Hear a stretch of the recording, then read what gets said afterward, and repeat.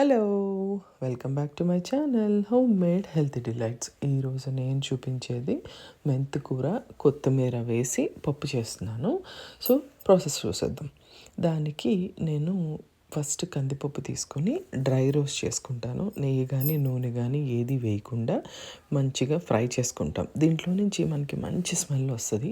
ఆ స్మెల్ వచ్చేంత వరకు ఫ్రై చేసుకుంటాను. ఫ్రై చేసుకొని దీన్ని నేను వాటర్ పోసుకొని కనీసం ఒక 30 మినిట్స్ అయినా నానబెట్టుకుంటాను. మామూలుగా అయితే కందిపప్పు కానీ, పెసరపప్పు కానీ ఎక్కువసేపు నానబెడితే మన గ్యాస్ట్రిక్ ప్రాబ్లమ్స్ అలాంటివి ఏమీ ఉండవు.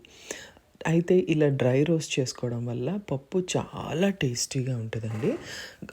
ఒక్కసారి ఇలా కూడా ట్రై చేసి చూడండి. నానిపోయిన తర్వాత నేను దీన్ని కుక్కర్లో వేసేసుకుని దానికి సరిపడినంత పసుపు, ఇంకా కారము ముందే వేస్తే టేస్ట్ చాలా బాగుంటుంది. సో నేను కారం ముందే వేసేస్తాను. వాటికి ఉల్లిపాయలు సన్నగా చీల్చి లేదా రఫ్గా 3 కానీ 4 కానీ పచ్చిమిరపకాయలు చీల్చేసినవి, 2 టొమాటోలు సన్నగా చీల్చేసుకున్నాను. అయితే నేను వాడే టొమాటోలు కొంచెం పులుపు ఉంటాయి. సో నేను 2 తీసుకుంటున్నాను. దాంతోపాటు మెంతికూర ఫ్రెష్గా దొరికినవి మేము ఏం చేస్తామంటే ఫ్రీజర్లో ఫ్రీజ్ చేసుకుంటాము. మళ్ళీ తక్కువ కాస్ట్గా దొరికితే మేము అట్లా చేస్తామన్నమాట. సో అది ఉంది, నేను అది వేసేసాను. దాంతోపాటు ఒక బంచ్ కొత్తిమీర చక్కగా నేను చిన్న చిన్న ముక్కలు కట్ చేసేసుకొని దాన్ని కూడా నేను ముందే వేసేస్తున్నాను. వేసేసి కుక్కర్కి మూత పెట్టేసి 2 విజిల్స్ సరిపోతాయండి. ఎందుకంటే మనకు కందిపప్పు బాగా నానిపోయి ఉంటుంది కదా. 2 విజిల్స్ లేదా 3 వచ్చిన తర్వాత ఓపెన్ చేసి చూసుకున్నప్పుడు చక్కగా అంతా మనకి మంచిగా మెత్తగా అయిపోయి ఉంటుంది. అయితే నేను ఇక్కడ మామిడికాయ వేస్తున్నాను. చాలా వరకు ఈ మామిడికాయ పేస్ట్ కూడా నేను ఇండియా నుంచి తెచ్చుకుంటానండి. మాకు సంవత్సరానికి సరిపడా. అలా అయితే మనకి రెడీ టు మేక్ లాగా ఉంటుంది కదా అని చెప్పి నేను ఇలాగా మ్యాక్సిమం చింతపండు అవాయిడ్ చేయడానికి ట్రై చేస్తాను.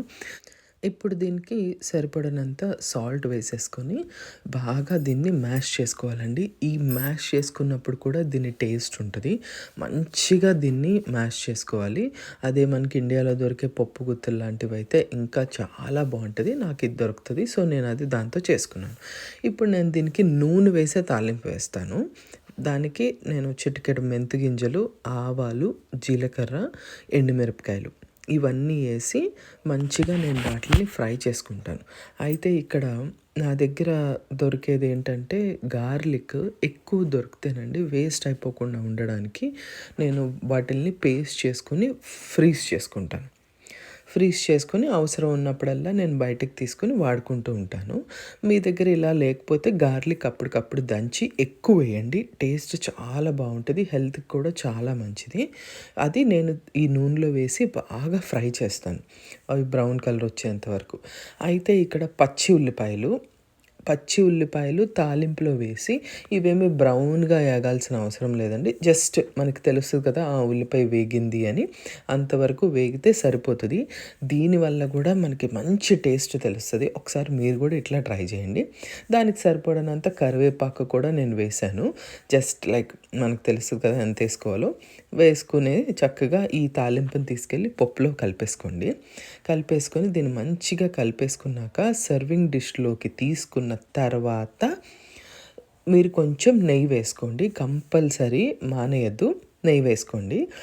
నాకు కొంచెం ఉప్పు తక్కువైందని అనిపించింది కాబట్టి నేను కొంచెం ఉప్పు కూడా వేసుకున్నాను మళ్ళీ. అంతేనండి, మన టేస్టీ మెంతికూర కొత్తిమీర పప్పు చాలా టేస్ట్ బాగుంటుందండి. మ్యాంగో యాడ్ చేయండి, లేని వాళ్ళు చింతపండు.